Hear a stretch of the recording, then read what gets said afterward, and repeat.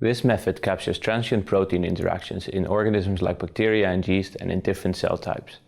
Here we monitor transiently formed specific chaperone complexes that are involved in cellular proteostasis. The main advantage of this technique is the ability to generate information on dynamics and subcellular localization of protein assemblies in prokaryotic and eukaryotic cells.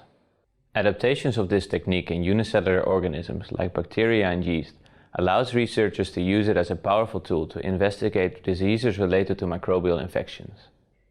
This technique could potentially be employed to analyze protein interactions in almost all organisms by simply changing the conditions at the sample preparation phase of the protocol.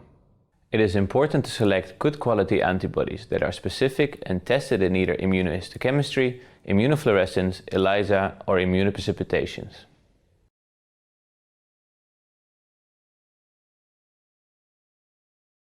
Begin by pre-treating 10 well diagnostic slides with poly-L-lysine. Add 100 microliters of sterile and filtered 0.0001% poly-L-lysine to each well, and incubate the slides for 30 minutes in a sterile laminar flow hood. Then, wash each well with 50 microliters of sterile water to remove excess poly-L-lysine. Add approximately 15,000 cells per well, depending on the cell type, and grow the cells in a sterile humid incubator at 37 degrees Celsius with 5% carbon dioxide to a 60 to 80% confluency. After 24 hours, remove the growth medium by placing a tissue paper at the edge of each well, and wash the cells 3 times with 50 microliters of PBS.